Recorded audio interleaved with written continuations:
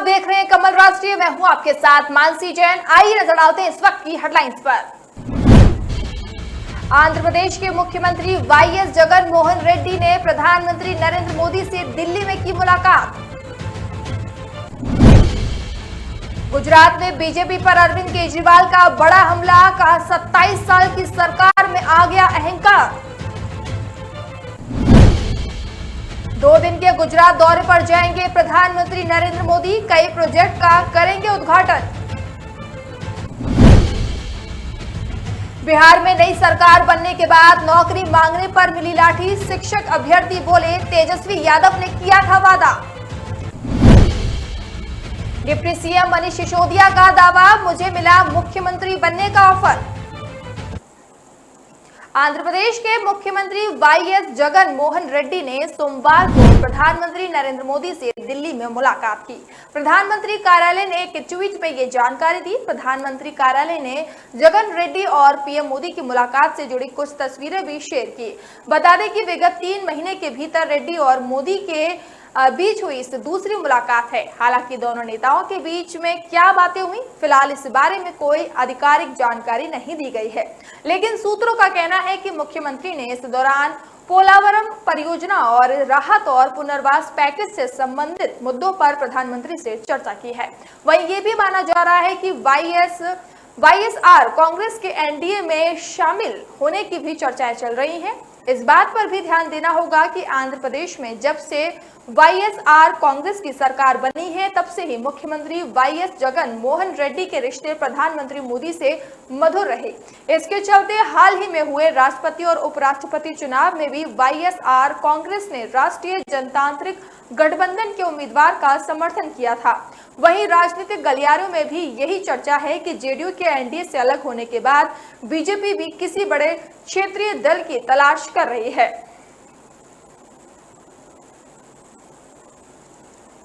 दिल्ली के मुख्यमंत्री अरविंद केजरीवाल और डिप्टी सीएम मनीष सिसोदिया सोमवार को गुजरात दौरे पर पहुंचे। इस दौरान अहमदाबाद में दोनों नेताओं ने प्रेस वार्ता की। प्रेस वार्ता में आम आदमी पार्टी के संयोजक अरविंद केजरीवाल ने कहा कि आप सकारात्मक राजनीति करती है, यदि हम लोग काम नहीं करें तो अगली बार मुझे मौका मत देना। सीएम ने कहा कि गुजरात के बच्चों का भविष्य कैसे बनाएं, उस पर बात करेंगे। उन्होंने दिल्ली के डिप्टी सीएम मनीष सिसोदिया का जिक्र करते हुए कहा कि अमेरिका के अखबार में सिसोदिया की तारीफ होती है। आज हमारे साथ दुनिया भर के सबसे अच्छे शिक्षा मंत्री मनीष सिसोदिया को मैं अपने साथ लेकर आया हूं। न्यूयॉर्क टाइम्स ने भी माना है कि वो दुनिया के सबसे बेहतर शिक्षा मंत्री हैं। आप संयोजक ने कहा कि लोग बहुत दुखी हैं। गुजरात के 27 साल की बीजेपी की सरकार में अहंकार आ गया है। हम पॉजिटिव कैंपेन चला रहे हैं। हम बता रहे हैं कि अलग अलग वर्ग के लिए क्या करेंगे। आज भी हम शिक्षा और स्वास्थ्य की गारंटी देने जा रहे हैं। वहीं डिप्टी सीएम मनीष सिसोदिया ने कहा कि दिल्ली में शानदार विश्व स्तरीय मुफ्त शिक्षा दी गई है। हमने यही काम अपने पंजाब में भी शुरू कर दिया है। बहुत जल्द वहां भी शानदार स्कूल और रिजल्ट देखने को मिलेंगे। अच्छी शिक्षा की जरूरत गुजरात के लोगों को भी है। उन्होंने कहा कि आज गुजरात के लोगों को आश्वस्त करना चाहता हूं कि उनके लिए शानदार शिक्षा की व्यवस्था लागू करेंगे। शिक्षा गारंटी के रूप में ये कहना चाहूंगा कि अरविंद केजरीवाल को एक मौका जरूर दें। सरकार बनने के बाद फ्री और शानदार शिक्षा देने का काम करेंगे। शिक्षकों की कमी तुरंत दूर की जाएगी। आप नेता ने कहा कि प्राइवेट स्कूल में पढ़ने वाले बच्चों की फीस नाजायज रूप से नहीं बढ़ने देंगे। मुझे उम्मीद है कि अपने बच्चों की शिक्षा के लिए गुजरात के लोग अरविंद केजरीवाल को एक मौका जरूर देंगे। प्रधानमंत्री नरेंद्र मोदी 2 दिन के गुजरात के दौरे पर जा रहे हैं। इस दौरान वे चुनावी प्रदेश में कई प्रोजेक्ट्स का उद्घाटन भी कर सकते हैं। पीएम मोदी 27 से 28 अगस्त तक गुजरात के दौरे पर रहेंगे। इस दौरान वे 27 अगस्त को साबरमती नदी के किनारे राज्य के विकास से संबंधित कई योजनाओं का उद्घाटन करेंगे। अपने दौरे के दूसरे दिन पीएम भुज में रहेंगे। उनके दौरे से पहले सुरक्षा इंतजाम किए गए हैं। इसमें 25 टीम 25 अगस्त को राज्य में पहुंच जाएंगी। गुजरात पीएम नरेंद्र मोदी का गृह राज्य है और वह प्रधानमंत्री बनने से पहले राज्य के 3 बार सीएम रह चुके हैं। गुजरात में साल के अंत में दिसंबर में विधानसभा चुनाव होने हैं। बीजेपी राज्य में पिछले 25 वर्षों से भी अधिक समय से सत्ता में है। गुजरात विधानसभा में कुल 182 सीटें हैं और पिछले चुनाव में बीजेपी ने कुल सीटों में से 99 सीटें जीत दर्ज की थी। पिछले चुनावों में मुख्य विपक्षी पार्टी कांग्रेस ने उनको कड़ी चुनौती पेश की थी, लेकिन वह भी बीजेपी को राज्य की सत्ता से उखाड़ नहीं सकी थी। विपक्षी दल इस बार उम्मीद कर रहे हैं कि वह राज्य से बीजेपी के लंबे शासनकाल को खत्म करने में सफल हो सकते हैं, लेकिन बीजेपी ने कुछ हफ्ते पहले पाटीदार आंदोलन का बड़ा चेहरा रहे हार्दिक पटेल को कांग्रेस से तोड़ लिया, जिससे कांग्रेस को पाटीदार समुदाय में झटका लगा है। राज्य में इस बार आम आदमी पार्टी भी जोर शोर से चुनाव प्रचार कर रही है। हालांकि वह राज्य में बीजेपी के गढ़ को कितनी चुनौती दे पाएगी, इसका जवाब तो सिर्फ राज्य की जनता और समय के पास ही है।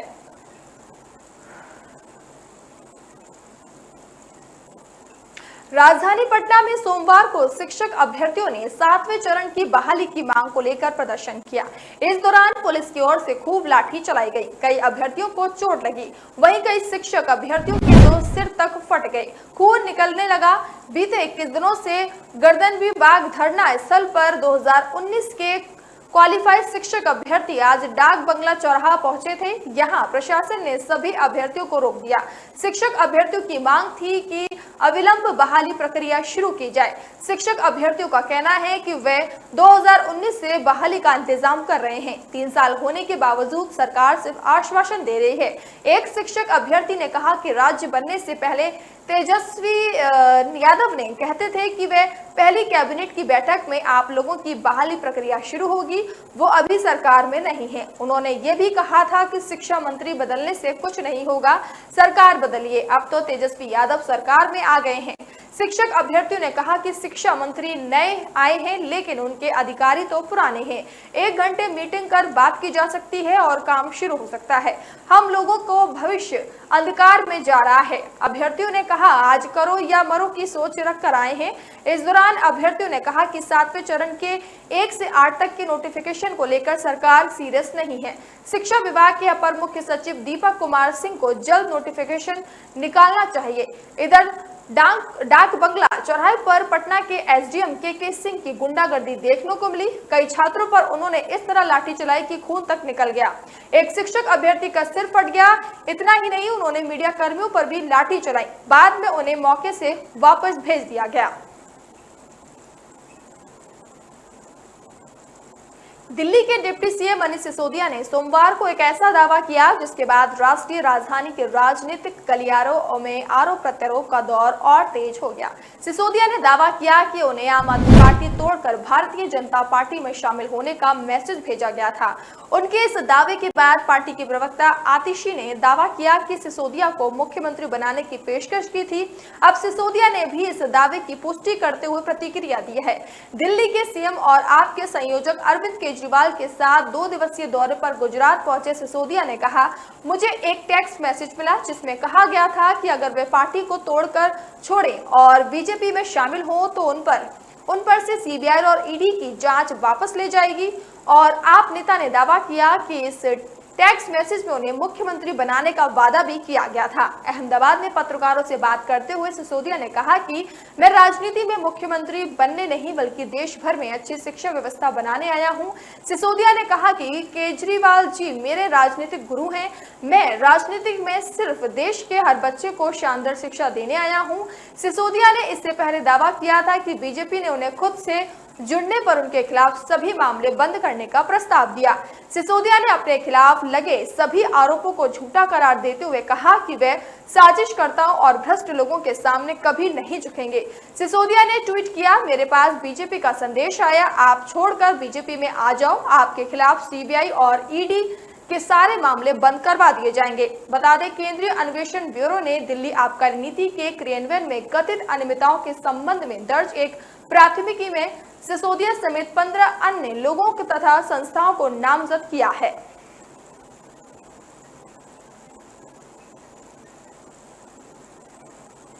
फिलहाल वक्त तो चला एक छोटे से ब्रेक का। ब्रेक के बाद जल्द हाजिर होंगे।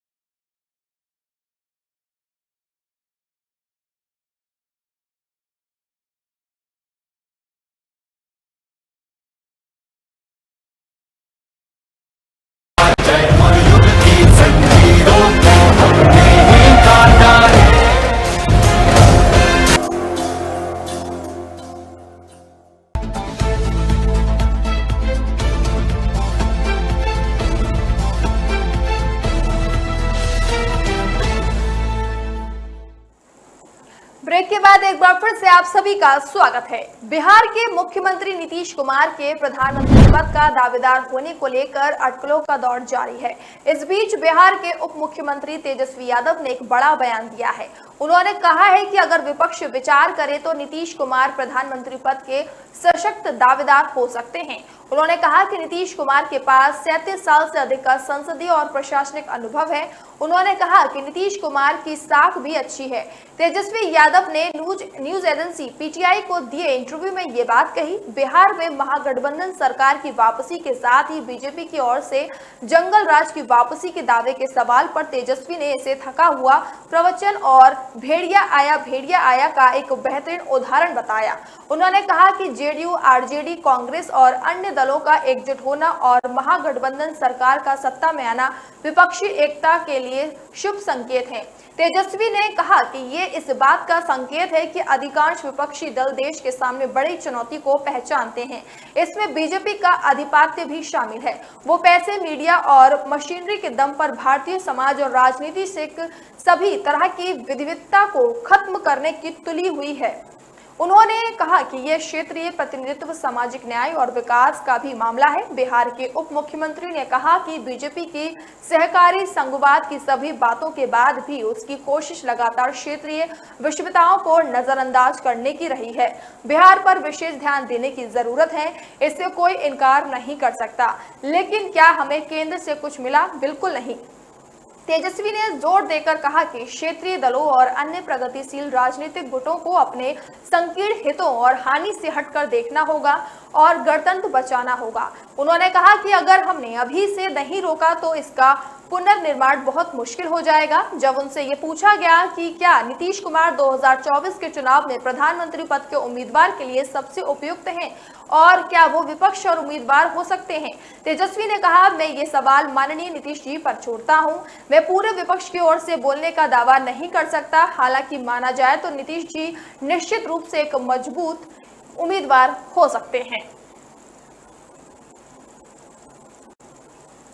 जम्मू और कश्मीर में संशोधित मतदाता सूची में गैर स्थानीय मतदाताओं को शामिल करने के मुद्दे पर नेशनल कॉन्फ्रेंस द्वारा बुलाई गई सर्वदलीय बैठक शुरू हो चुकी है। सजाद लोन की जम्मू कश्मीर पीपुल्स कॉन्फ्रेंस और अल्ताफ बुखारी की नेतृत्व वाली अपनी पार्टी ने इस बैठक से दूरी बना ली है।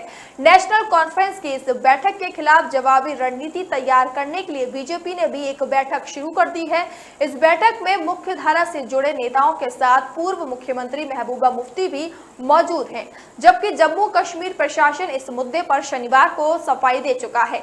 प्रशासन का कहना है कि निहित स्वार्थ के चलते खबरों को तोड़ मरोड़ कर प्रेस किया जा रहा है। सूचना विभाग इस संबंध में अखबार में भी विज्ञापन प्रकाशित कर चुका है। नेशनल कॉन्फ्रेंस अध्यक्ष फारूक अब्दुल्ला के आवास पर शुरू हुई बैठक में पीपुल्स डेमोक्रेटिक पार्टी की प्रमुख महबूबा मुफ्ती, कांग्रेस जम्मू कश्मीर इकाई के अध्यक्ष विकार रसूल, भारतीय कम्युनिटी पार्टी के नेता MY तारिगामी और शिवसेना के नेताओं ने हिस्सा लिया। जम्मू कश्मीर प्रशासन ने शनिवार को सफाई देते हुए कहा था कि 25 लाख नए मतदाता शामिल करने वाली खबर में तथ्यों को तोड़ मरोड़ कर पेश किया गया। ये नए मतदाता वे हैं जो 18 वर्ष से ऊपर की आयु पूरी कर चुके हैं। बैठक में नेशनल कॉन्फ्रेंस और PDP राजनीतिक पार्टियों ने दावा किया कि प्रशासन ने अभी तक उनकी मुख्य चिंता का समाधान नहीं किया है। उनका कहना है कि क्या जम्मू कश्मीर में बाहरी लोग मतदान कर सकेंगे? निर्वाचन आयोग को इसका जवाब देना चाहिए। शनिवार को दिए गए स्पष्टीकरण से संतुष्ट न होने पर ही बैठक आयोजित की गई है। बैठक में प्रमुख राजनेताओं ने आरोप लगाया कि गैर स्थानीय लोगों को मतदान में शामिल करना जम्मू कश्मीर के लोगों को मताधिकार से वंचित करने की एक स्पष्ट चाल है। सजाद लोन ने पत्रकारों से कहा कि बैठक केवल चर्चा में बने रहने तथा सीमित लग रही है, वे इसका हिस्सा नहीं बनना चाहते। उन्होंने कहा कि महबूबा मुफ्ती के अनुसार सर्वदलीय बैठक बुलाई गई, जबकि कोई और इसके लिए फोन कर रहा है। हम कब तक सब कुछ ठीक होने का दिखावा कर सकते हैं, क्योंकि मैंने कल ही उनकी आलोचना की है। उससे एक दिन पहले उन्होंने मेरी आलोचना की है। महबूबा मुफ्ती अपना खोया हुआ राजनीतिक कद वापस पाना चाहती हैं। सर्वदलीय बैठक का फरमान जारी करती हैं। महाराजा हरि सिंह का युग बीते हुए काफी समय हो गया है। यहाँ उन्होंने ये भी साफ किया कि अगर कोई ठोस निर्णय निकलता है तो उनकी पार्टी इस गैर स्थानीय मतदाताओं के मुद्दों से निपटने के लिए पूरे दिल से समर्थन करेगी।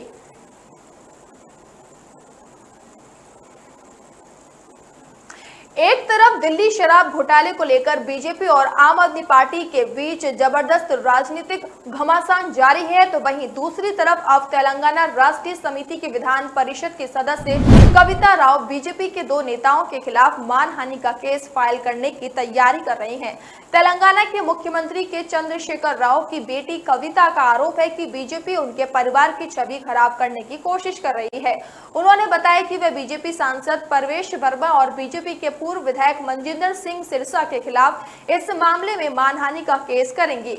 उन्होंने ये भी साफ किया कि दिल्ली में चल रही शराब नीति की जांच से उनका कोई लेना देना नहीं है। दरअसल प्रेस कॉन्फ्रेंस कर आम आदमी पार्टी पर हमला बोला और तेलंगाना के मुख्यमंत्री के चंद्रशेखर राव के परिवार को भी घेरा। उन्होंने आरोप लगाया कि केसीआर की बेटी ने शराब माफिया और आप सरकार के बीच बिचौलिए की भूमिका निभाई है। परवेश वर्मा ने यह दावा किया था कि कविता शराब माफिया के कई सदस्यों को मनीष सिसोदिया से मिलाती थी और इस घोटाले में उनका साथ देती थी। उन्होंने ये भी आरोप लगाया है कि केसीआर परिवार के लोग आबकारी नीति बनाए जाने के लिए दिल्ली के एक 5 स्टार होटल में बैठकों में शामिल हुए थे। केसीआर परिवार के लोग निजी प्लेन से दिल्ली आते थे। उन्होंने ये भी कहा कि केसीआर परिवार ने पंजाब में भी ऐसी नीति लागू करवाई थी और खुद तेलंगाना में इसी नीति से काम होता आ रहा है। वहीं बीजेपी नेता मनजिंदर सिंह सिरसा ने भी तंज कसते हुए कहा कि देख तेरे संसार की हालत क्या हुई, इंसान कितना बदल गया है इंसान। उन्होंने आरोप लगाया कि ये सारा घोटाला ओबरॉय होटल शुरू हुआ है, जहां कविता रेड्डी ब्रदर्स को लेकर आई थी। बिहार के पटना जिले के निचले कुछ इलाकों में बाढ़ जैसी स्थिति उत्पन्न हो गई है। गंगा नदी खतरे के निशान से ऊपर बह रही है। नदी का जलस्तर बढ़ा हुआ है। गंगा नदी का पानी पटना के बिंद टोली में घुस गया है। गरीबों की झोपड़ी डूब गई है। लोग गाय सिर के ऊपर चूल्हा और जरूरी सामान लेकर पलायन कर रहे हैं। लोगों का कहना है कि वे भूखे हैं। सरकार की तरफ से कोई मदद नहीं मिल रही है। हर साल पानी झोपड़ियों में घुस जाता है, घर बह जाता है। इस बार भी सारा सामान बर्बाद हो गया है। किसी तरह की मदद नहीं की गई। गंगा नदी का जलस्तर बढ़ने के साथ खासकर निचले इलाकों में पानी घुसना शुरू हो गया है। दीघा के पास स्थित बिंद टोली गंगा नदी से सटे पटना के किनारे वाले क्षेत्र बिंद टोली इलाके में बाढ़ का पानी घुस चुका है। लोग डरे सहमे हुए हैं और पलायन को मजबूर हैं। हर साल यही हाल होता है। यहाँ पानी का दबाव और बढ़ने की संभावना है। बिहार में बारिश भले ही नहीं हुई हो, लेकिन मध्य प्रदेश, उत्तर प्रदेश, हिमाचल प्रदेश में लगातार हो रही बारिश की वजह से गंगा नदी का जलस्तर तेजी के साथ ऊपर आ गया है। प्रदेश में गंगा का पानी कई जगहों पर खतरे के निशान के ऊपर चला गया है। जलस्तर की वृद्धि जारी है। प्रति घंटे 1 सेमी की वृद्धि दर्ज की जा रही है। सोमवार की सुबह 8 बजे तक गंगा का जलस्तर 48.70 सेमी पहुंचने की संभावना है। कलेक्ट्रेट घाट तक गंगा का पानी आ गया है। जिला प्रशासन शनिवार को ही ऑरेंज अलर्ट जारी कर चुका है। जल संधारण विभाग ने चेतावनी दी है कि पटना के गांधी घाट, हाथीदह, भागलपुर के कलवा गांव में जल्द ही खतरे के निशान के ऊपर जलस्तर पहुंचने की आशंका है। केंद्रीय गृह मंत्री अमित शाह की अध्यक्षता में कुशाभाऊ में क्षेत्रीय परिषद दल की बैठक शुरू हो गई है। बैठक में मुख्यमंत्री शिवराज सिंह, उत्तराखंड के मुख्यमंत्री पुष्कर सिंह धामी शामिल हैं, जबकि यूपी के सीएम योगी आदित्यनाथ और छत्तीसगढ़ के मुख्यमंत्री भूपेश बघेल वर्चुअली रूप से बैठक में शामिल हुए हैं। योगी आदित्यनाथ और भूपेश बघेल भी मीटिंग में शामिल होने के लिए भोपाल पहुंचने वाले थे, लेकिन भारी बारिश के चलते दोनों राज्यों के सीएम का दौरा रद्द हो गया। भारी बारिश के चलते अमित शाह का फॉरेंसिक यूनिवर्सिटी भूमि पूजन कार्यक्रम में बदलाव किया गया। अब गृह मंत्री रविंद्र भवन के कार्यक्रम से 3:45 बजे इसका वर्चुअल भूमि पूजन करेंगे। केंद्रीय गृह मंत्री अमित शाह में शामिल होने के लिए रविवार देर रात विशेष विमान से भोपाल पहुंचे थे। शाह सोमवार को कुशाभाऊ हॉल में इंटर स्टेट काउंसिलिंग की बैठक समेत 5 कार्यक्रमों में भाग लेंगे। केंद्रीय गृह मंत्री अमित शाह सोमवार सुबह 11 बजे कुशाभाऊ हॉल में इंटर स्टेट काउंसिलिंग के लिए बैठक में शामिल हो चुके हैं। होटल ताज से रवाना हुए थे। क्षेत्रीय परिषद दल की बैठक में नक्सलवाद, आतंकवाद और साइबर अपराध पर प्रभावी नियंत्रण के लिए उठाए जाने वाले कदमों पर चर्चा हो रही है। इसके साथ ही ड्रग्स, मानव तस्करी, मोटे अनाज के वितरण, नक्सल प्रभावित क्षेत्रों में तैनात केंद्रीय अर्धसैनिक बलों पर व्यय होने वाली राशि की प्रतिपूर्ति आदि विषयों पर चर्चा होगी। गृह मंत्री 415 करोड़ रुपए की लागत के पुलिस के आवासीय भवनों और थानों का लोकार्पण भी करेंगे। इसके अलावा बरखेड़ा बोंदर में national forensic science university campus का भूमि पूजन करेंगे और विधानसभा के मानसरोवर सभागार में कुशाभाऊ ठाकरे जन्म शताब्दी वर्ष के अंतर्गत नई शिक्षा नीति विषय पर आयोजित संगोष्ठी में शामिल होंगे। इस कार्यक्रम के बाद गृह मंत्री मुख्यमंत्री निवास में डिनर भी करेंगे।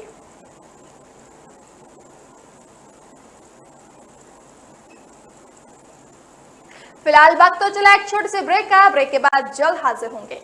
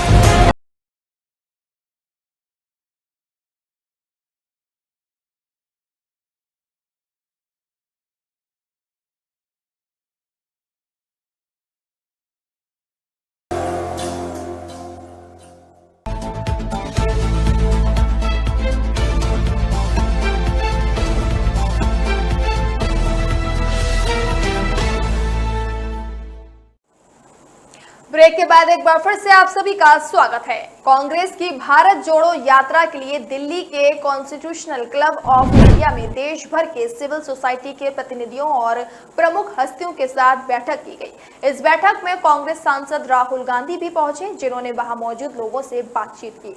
कांग्रेस 7 सितंबर से भारत जोड़ो यात्रा शुरू करने वाली है। इसके लिए कांग्रेस ने सिविल सोसाइटी के प्रतिनिधियों और आम लोगों के मुद्दों पर बोलने वाले सभी लोगों को यात्रा में शामिल होने के लिए आमंत्रित किया है।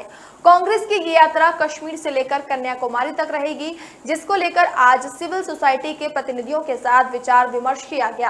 कांग्रेस ने पिछले हफ्ते इस यात्रा को लेकर घोषणा की थी, जिसमें राहुल गांधी सहित पार्टी के कार्यकर्ता और नेता भाग लेंगे। कांग्रेस की ये पैदल यात्रा 12 राज्यों और 2 केंद्र शासित प्रदेशों को कवर करेगी। ये लगभग 3500 किलोमीटर लंबी होगी और लगभग 150 दिनों में पूरी की जाएगी। कॉन्स्टिट्यूशनल क्लब में हुई इस बैठक के दौरान योगेंद्र यादव, जयराम रमेश और दिग्विजय सिंह सहित कई प्रमुख नागरिक समाज के सदस्य और राजनीतिक नेता मौजूद रहे।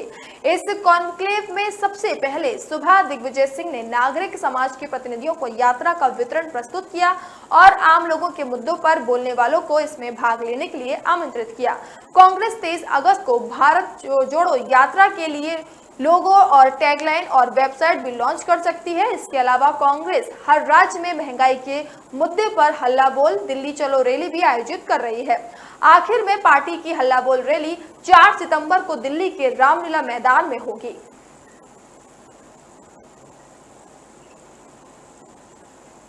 महाराष्ट्र के उप मुख्यमंत्री देवेंद्र फडणवीस ने पूर्व विधान पार्षद विनायक मेटे की मुंबई पुणे एक्सप्रेसवे पर एक कार हादसे में मौत होने के कुछ दिनों बाद सोमवार को कहा कि यह हादसा वाहन चालक के पूरी तरह से गलत निर्णय के कारण हुआ।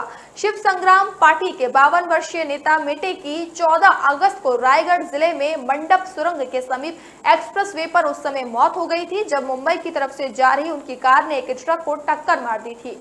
पूर्व विधान पार्षद विनायक मेटे अपने गृह जिले भीड़ से मुंबई में मराठा कोटा के संबंध में राज्य सरकार द्वारा बुलाई गई एक बैठक में शामिल होने जा रहे थे। फडणवीस ने सोमवार को हादसे में मेटे की मौत पर कांग्रेस विधायक वर्षा गायकवाड़ द्वारा पेश किए गए ध्यानाकर्षण प्रस्ताव पर जवाब दिया। उप मुख्यमंत्री ने कहा कि चालक ने लेन बदल ली और बाईं ओर से लेन के बीच में ही एक अन्य भारी वाहन से आगे निकलने की कोशिश की। बाईं लेन में पहले एक और भारी वाहन चल रहा था और उससे आगे निकलने की कोई जगह नहीं थी। ये चालक का पूरी तरीके से गलत निर्णय था। राज्य के गृह मंत्री ने कहा कि मीटे कार में पीछे की सीट पर बैठे थे और हादसे का असर उस ओर ही पड़ा। चालक की तरफ इसका असर नहीं पड़ा और न ही उस तरफ से वाहन को नुकसान पहुंचा। बता दें कि पूर्व विधान परिषद सदस्य मराठी समुदाय के लिए सरकारी नौकरियां और शिक्षा में आरक्षण के समर्थक थे। वे रविवार को आरक्षण मुद्दे पर एक बैठक में भाग लेने के लिए मुंबई जा रहे थे। दुर्घटना के तुरंत बाद शिंदे ने मेटे के समर्थकों को आश्वासन दिया था कि मामले की जांच करवाई जाएगी।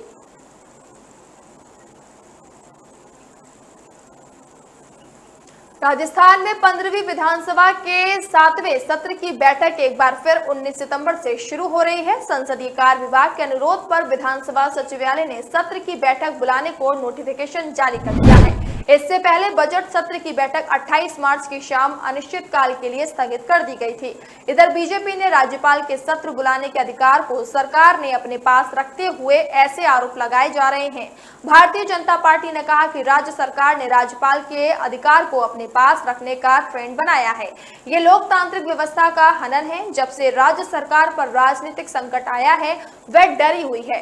राज्यपाल के सत्र बुलाने के अधिकार को सरकार ने अपने पास रखा है।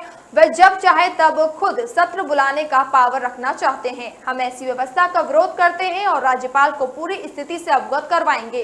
पूर्व शिक्षा मंत्री वासुदेव देवनानी ने कहा कि सत्र समाप्ति ही नहीं, विधायकों के लोकतांत्रिक अधिकार से अपने प्रश्न पूछ सकते हैं।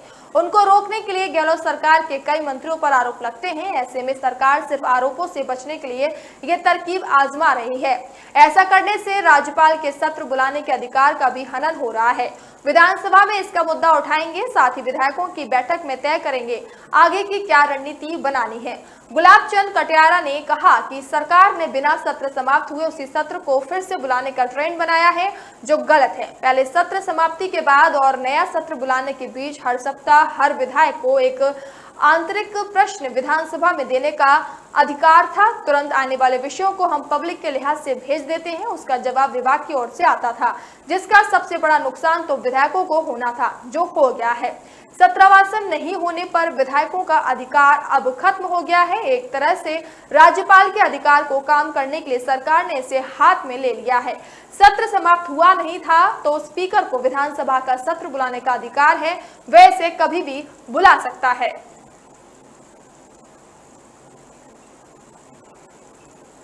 आदित्य ठाकरे के राज्यव्यापी दौरे ने महाराष्ट्र बीजेपी के वार रूम में खतरे की घंटी बजा दी है। पार्टी के सूत्रों ने रविवार को कहा कि आदित्य पिछले महीने मुख्यमंत्री एकनाथ शिंदे के नेतृत्व में हुए विद्रोह के बाद शिवसेना में जान फूंकने के लिए राज्य भर में घूम रहे हैं। शिंदे गुट ने बाद में राज्य की राजनीति में एक नए राजनीतिक गठन को हरी झंडी दिखाने के लिए भाजपा के साथ मिलकर काम किया। सूत्रों ने कहा कि आदित्य के गर्मजोशी से स्वागत की खबरों ने भाजपा के रणनीतिकारों को मुंबई और ठाणे सहित राज्य भर में होने वाले निकाय चुनावों से पहले सतर्क कर दिया है। अक्टूबर के लिए संभावित रूप से निर्धारित नगरपालिका चुनाव ठाकरे के साथ साथ शिंदे गुट भाजपा गठबंधन की संभावना को निर्धारित करेंगे।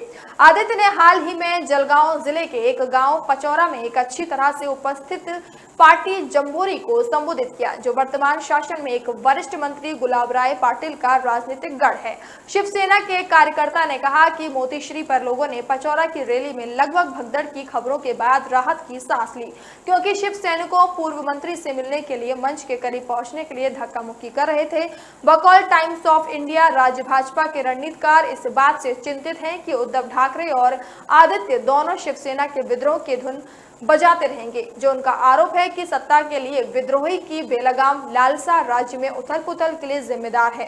स्पष्ट रूप से राज्य भाजपा इस धारणा को दूर करने के लिए चिंतित है कि उसने एमवीए सरकार को गिराने के लिए शिवसेना के गद्दारों की मदद की। ये इशारा करते हुए गद्दार नैरेटिव शिवसेना के मतदाताओं को प्रभावित करने का मातोश्री का तरीका है। विशेष रूप से MMR क्षेत्र में, जहां शिंदे की नगर निगम चुनावों में गहरी जड़ें जमाने की योजना है। एक भाजपा पदाधिकारी ने कहा कि हम ठाकरे पिता पुत्र की बयानबाजी का मुकाबला करने के लिए चुनावी रणनीति को सुदृढ़ करने की आवश्यकता है। मतदाता अक्सर सहानुभूति वाली बातों में बहक जाते हैं, इसीलिए मातोश्री ने उद्धव को सहानुभूति पाने वाले के रूप में पेश करने का प्रयास किया। जम्मू कश्मीर में परिसीमन की प्रक्रिया के बाद अब चुनाव आयोग ने मतदाता सूची का संशोधन शुरू कर दिया है। इस मुद्दे पर जम्मू कश्मीर बीजेपी के प्रदेश अध्यक्ष रविंद्र रैना ने सोमवार को एक प्रेस कॉन्फ्रेंस में कहा कि जम्मू कश्मीर में परिसीमन की प्रक्रिया पूरी होने के बाद मतदाता सूचियों का रिवीजन चल रहा है। मतदाता सूचियों में जम्मू कश्मीर के अंदर एक कानूनी प्रक्रिया संवैधानिक व्यवस्था अनुसार यहाँ मतदाता सूची को तैयार किया जा रहा है, परंतु जम्मू कश्मीर में कांग्रेस, नेशनल कॉन्फ्रेंस और PDP जैसे राजनीतिक दलों के नेताओं ने जम्मू कश्मीर के अंदर एक बहुत बड़ा प्रोपेगेंडा देश के खिलाफ और जम्मू कश्मीर के जनमानस के खिलाफ शुरू किया है।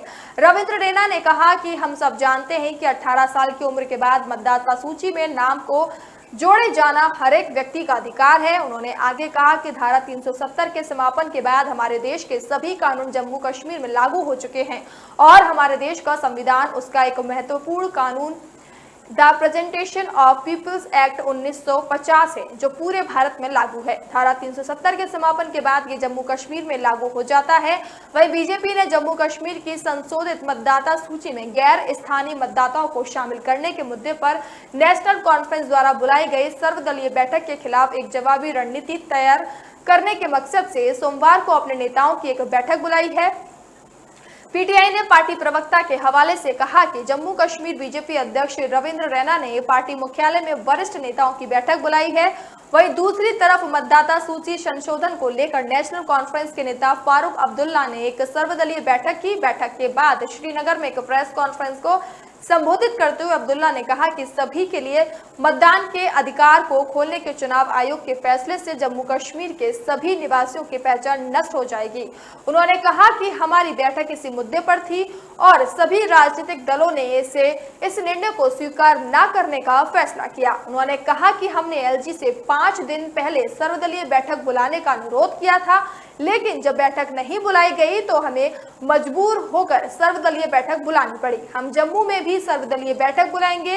नेशनल कॉन्फ्रेंस के नेता ने कहा कि जनप्रतिनिधित्व अधिनियम सिक्किम में लागू क्यों नहीं है, जबकि इसे यहाँ लागू किया जा रहा है, इसके पीछे क्या मंशा है। अब्दुल ने कहा कि सितंबर में हम सभी राष्ट्रीय दलों को जम्मू कश्मीर बुलाएंगे और यहाँ की पूरी स्थिति से अवगत करवाएंगे। बता दें कि जम्मू कश्मीर मतदाता सूची में संशोधन से केंद्र शासित प्रदेश में करीब 25 लाख नए मतदाताओं के नाम मतदाता सूची में दर्ज होने की उम्मीद है। फिलहाल इस बुलेटिन में इतना ही। अब मुझे दीजिए इजाजत। नमस्कार।